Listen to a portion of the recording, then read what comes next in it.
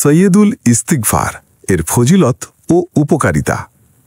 সৈয়দুল ইস্তিগফার সর্বশ্রেষ্ঠ ইস্তিগফার হল সেই বিশেষ দোয়া যা রাসূলুল্লাহ সাল্লাল্লাহু আলাইহি ওয়াসাল্লাম আমাদেরকে তওবা ও ক্ষমা প্রার্থনার সর্বোত্তম পদ্ধতি হিসেবে শিখিয়েছেন। ফজিলত ও উপকারিতা। সর্বোত্তম ক্ষমা প্রার্থনা। রাসূল সাল্লাল্লাহু আলাইহি ওয়াসাল্লাম বলেছেন, যে ব্যক্তি দৃঢ় বিশ্বাসের সাথে দিনের বেলায় এটি পড়বে অথবা শ্রবণ করবে এবং সেই দিন সন্ধ্যার আগে মারা যাবে, সে জান্নাতি হবে। আর যে ব্যক্তি রাতে দৃঢ় বিশ্বাসের সাথে পড়বে অথবা শ্রবণ করবে এবং সকাল হওয়ার আগে মারা যাবে, সেও জান্নাতি হবে। সহিহ বুখারী হাদিস নাম্বার 6306।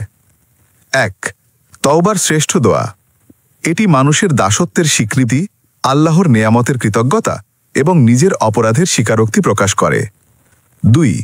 পাপ মুক্তির মাধ্যম। মন থেকে পাঠ করলে পূর্বেকার গুনাহসমূহ ক্ষমা করা হয়। 3. আল্লাহর রহমত লাভ। নিয়মিত পাঠ করলে আল্লাহর রহমত, বরকত ও সাহায্য নাজিল হয়। 4. মৃত্যুর প্রস্তুতি। সকাল সন্ধ্যায় পড়লে মৃত্যুর সময় ঈমানের সঙ্গে জান্নাতের সুসংবাদ লাভের সুযোগ বাড়ে। পড়ার সময় প্রতিদিন সকাল ও সন্ধ্যায় একবার পড়া উত্তম।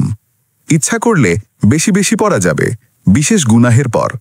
আসুন আমরা সবাই এই দোয়া নিয়মিত পড়ি এবং আল্লাহর ক্ষমা ও রহমত লাভ করি। আউযু বিল্লাহি মিনাশ শাইতানির রাজীম। বিসমিল্লাহির রহমানির রহিম। আল্লাহুম্মা আনতা রাব্বি লা ইলাহা ইল্লা আনতা খালাকতানি ওয়া আনা আবদুকা ওয়া আনা আলা আহদিকা ওয়া ওয়া'দিকা মাস্তাতা'তু আউযু বিকা মিন শাররি মা সানা'তু আবুউ লাকা বিনি'মাতিকা আলাইয়া ওয়া আবুউ বিজানবি ফাগফিরলি ফাইন্নাহু লা ইগফিরুয যুনুবা ইল্লা আনতা। আল্লাহুম্মা আনতা রাব্বি লা ইলাহা ইল্লা আনতা খালাকতানি ওয়া আনা আবদুকা ওয়া আনা আলা আহদিকা ওয়া ওয়া'দিকা মাস্তাতা'তু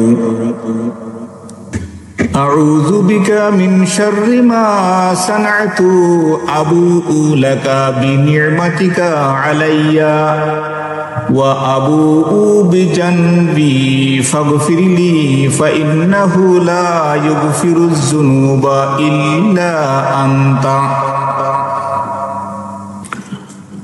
আল্লাহুম্মা আনতা রাব্বি লা ইলাহা ইল্লা আনতা খালাকতানি ওয়া আনা আবদুকা ওয়া আনা আলা আহদিকা ওয়া ওয়া'দিকা মাস্তাতা'তু আউযু বিকা মিন শাররি মা সানা'তু আবুউ লাকা বিনি'মাতিকা আলাইয়া ওয়া আবুউ বিজানবি ফাগফিরলি ফাইন্নাহু লা ইগফিরুয যুনুবা ইল্লা আনতা।